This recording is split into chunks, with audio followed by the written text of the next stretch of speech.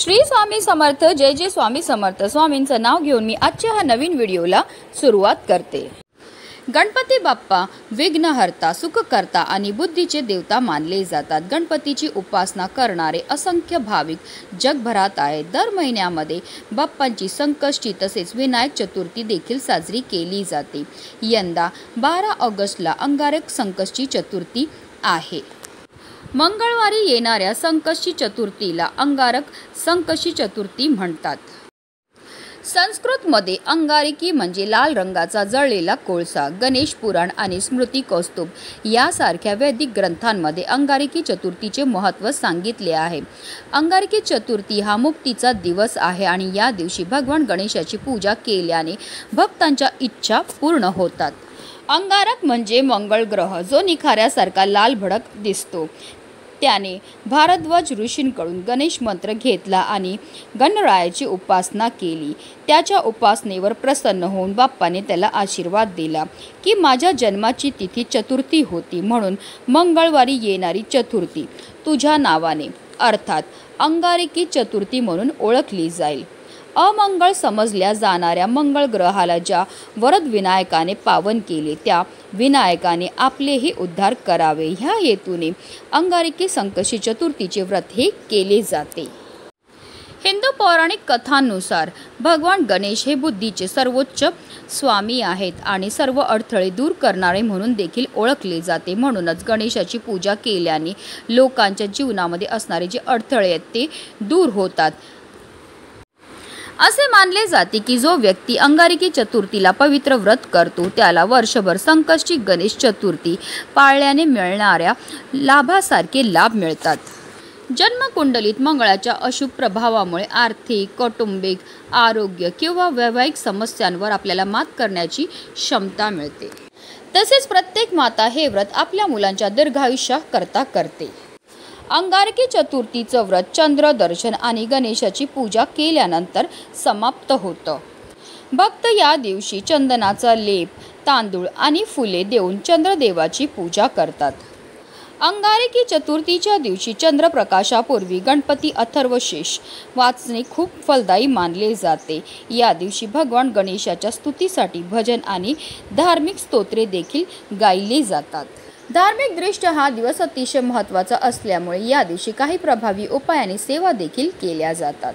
आणि म्हणूनच अंगारकी संकष्टी चतुर्थीच्या दिवशी तुम्ही व्रत नाही केलं तरीही चालेल, पण इथे अर्पण करा फक्त एक नारळ। हा नारळ अर्पण केल्यामुळे आपल्याला सर्व कामामध्ये यश प्राप्त होणार आहे। आपलं 7 पिढ्यांचं दारिद्र्य नष्ट होऊन आपली कितीही कठीणातील कठीण इच्छाही साक्षात गणपती बाप्पा पूर्ण करतील। आपल्या घराची, आपल्या मुलांची, आपल्या पतीची भरभरून अशी प्रगती होणार आहे। तर ती कोणती वस्तू आपल्याला अर्पण करायची आहे, कोणत्या वेळेत आपल्याला हा नारळ जो आहे तो अर्पण करायचा, त्याबद्दल सविस्तर आणि महत्त्वाची अशी माहिती मी तुम्हाला या व्हिडिओमध्ये देणार आहे। तर व्हिडिओ पूर्ण पहा आणि जर तुम्ही चॅनलवर नवीन असेल तर चॅनलला सबस्क्राईब करा आणि शेजारी बेल आयकॉन सुद्धा प्रेस करा। अंगारकी संकष्टी चतुर्थीच्या दिवशी आपल्याला ब्रह्ममुहूर्तावर उठायचं आणि अंथरुणामध्येच आपल्याला गणपती बाप्पांचं स्मरण करायचं आहे आणि दिवसाला सुरुवात ही करायची। स्नान करून घ्यायचं आणि त्यानंतर आपल्याला स्वच्छ वस्त्र हे परिधान करायचे। जर शक्य असेल तर लाल किंवा पिवळ्या रंगाचे वस्त्र परिधान करा। त्यानंतर सर्वप्रथम आपल्याला देवघरामध्ये दिवा हा प्रज्वलित करून घ्यायचा आहे, कारण कोणतीही सेवा किंवा कोणताही उपाय जर आपण अग्नीच्या साक्षीने केला तर त्यामध्ये आपल्याला निश्चितच सफलताही प्राप्त होत असते। त्यानंतर आपल्याला सूर्यदेवांना जल अर्पण करून घ्यायचे। गणपती बाप्पांची विधिवत पूजा ही करून घ्यायची। गणपती बाप्पांची तुमच्याकडे मूर्ती असेल तर त्यांना तामनामध्ये घ्यायचं आहे। त्यांच्यावर तुम्ही जलाभिषेक किंवा पंचामृताने अभिषेक हा करू शकता। जेव्हा आपण तुम्ही हा अभिषेक करणार आहेत तेव्हा तुम्हाला गणपती बाप्पांचा बीज मंत्राचा जप हा करायचा। 11 पळी पाणी गणपती बाप्पांवर अर्पण करायचं आहे।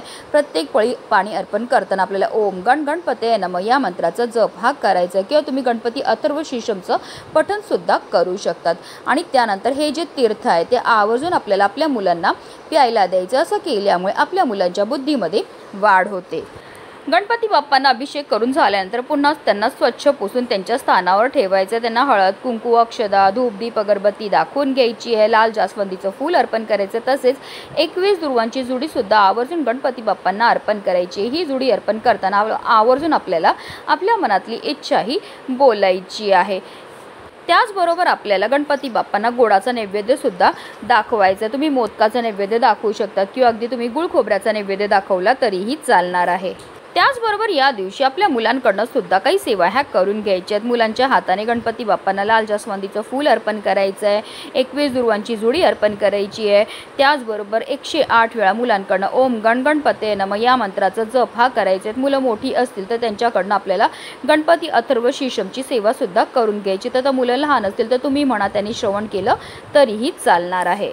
गणपती बाप्पांची आरती ही करून घ्यायची आहे। अशा रीतीने आपल्याला विधिवत गणपती बाप्पांची पूजा करून घ्यायची आहे। या व्हिडिओमध्ये मी तुम्हाला 2 उपाय हे सांगणार आहे। सगळ्यात पहिला उपाय जो आहे तो तुम्ही अगदी सकाळपासून संध्याकाळपर्यंत कधीही करू शकतात। जर तुमच्या कुंडलीमध्ये मंगळ दोष असेल तर त्यामुळे विवाहामध्ये विलंब, कोणत्याही कार्यामध्ये तुम्हाला यश मिळत नसेल, तुमच्या घरामध्ये कायम संकट अडचणी ह्या येत असतील तर हा उपाय तुम्हाला करायचा आहे।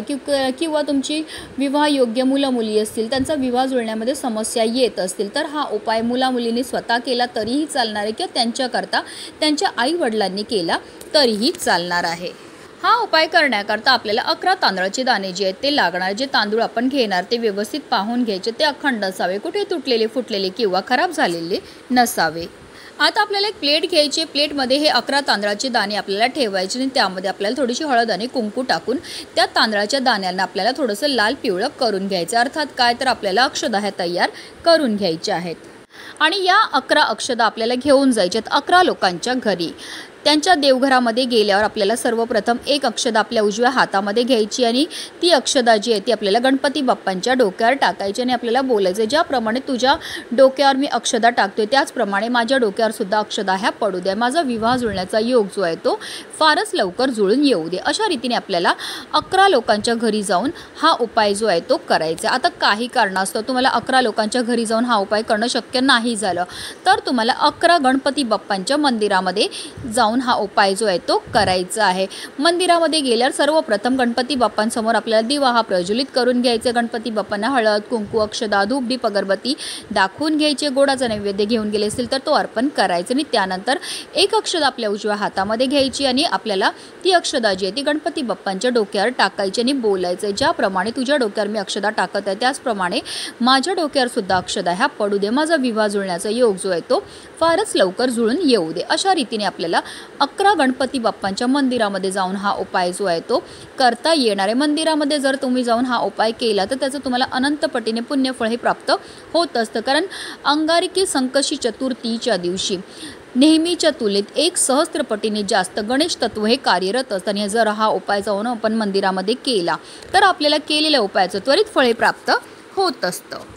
पुढचा उपाय जो आहे तो तुम्हाला तुमच्या घरामध्ये जर कायम भांडणं होत असतील, कलह होत असतील, आजारपण येत असेल, आलेला पैसा टिकून राहत नसेल किंवा आपली मुलं खूप मेहनत करतात, कष्ट करतात पण त्यांना कोणत्याही क्षेत्रामध्ये यश हे मिळत नसेल, ते खूप अभ्यास करतात पण त्यांना केलेला अभ्यास लक्षात राहत नसेल, मुलांच्या कोणत्याही इच्छा ह्या पूर्ण होत नसेल, घरामध्ये पैसा नसेल त्यामुळे दारिद्र्य आलं असेल तर हा उपाय सुद्धा तुम्हाला आवर्जून संकष्टी चतुर्थीच्या दिवशी करायचा। हा उपाय करण्याकरता आपल्याला एक नारळ हा लागणार आहे।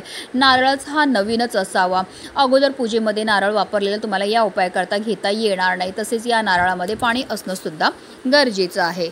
आता जो नारळ आपण घेतलाय त्यावर आपल्याला 21 दुर्वांची जुडी ठेवायची, एक लाल जास्वंदीचं फूल ठेवायचं, त्याचप्रमाणे आपल्या यथाशक्तीप्रमाणे आपल्याला दक्षिणा ठेवायची। तुम्ही 11 रुपये 21 रुपये 51 रुपये कितीही पैसे जे आहेत ते ठेवू शकतात। त्याचबरोबर आपल्याला एक लाल कलाव्याचा धागा सुद्धा त्या नारळावर ठेवायचा आणि या सर्व वस्तू घेऊन जायचे आपल्याला आपल्या घराजवळ असणाऱ्या गणपती बाप्पांच्या मंदिरामध्ये। मंदिरामध्ये गेल्यावर सर्वप्रथम आपल्याला गणपती बाप्पांसमोर दिवा हा प्रज्वलित करून घ्यायचा। गणपती बाप्पांना हळद कुंकू अक्षदा धूप दीप अगरबत्ती दाखवून घ्यायचे। गोडाचा नैवेद्य घेऊन गेले असेल तर तो अर्पण करून घ्यायचा आहे। आता जो नारळ आपण घेऊन गेले त्या नारळाची शेंडी जी आहे ती आपल्याला गणपती बाप्पांच्या दिशेला ठेवायची। त्या नारळावर आपल्याला जास्वंदीचं फूल ठेवायचं आहे, 21 दुर्वांची जुडी ठेवायची, यथाशक्तीप्रमाणे दक्षिणा ठेवायचे, त्याचबरोबर लाल कलाव्याचा धागा सुद्धा आपल्याला ठेवायचा आणि असा हा इच्छापूर्ती नारळ जो आहे तो आपल्या मनातली इच्छा बोलून आपल्याला गणपती बाप्पांच्या चरणावर अर्पण करायचे। तुमची जी पण इच्छा असेल घराबद्दल, मुलांबद्दल, पतीबद्दल, नोकरी, व्यवसाय किंवा इतरही तुमची इच्छा असेल जी काही केल्याने पूर्ण होत नसेल तर ती आपल्याला मनोभावे गणपती बाप्पांना बोलायची असं म्हटलं जातं संकष्टी चतुर्थीच्या दिवशी। नेहमीच्या तुलनेत गणेश तत्व हे 1 सहस्त्रपटीने जास्त कार्यरत असतं आणि जर हा उपाय आपण मंदिरामध्ये जाऊन केला तर आपली कितीही कठीणातील कठीण इच्छाही साक्षात गणपती बाप्पा पूर्ण करतात। म्हणूनच व्हिडिओ जास्तीत जास्त लोकांपर्यंत शेअर करा। श्री स्वामी समर्थ, जय जय स्वामी समर्थ, गणपती बाप्पा मोरया।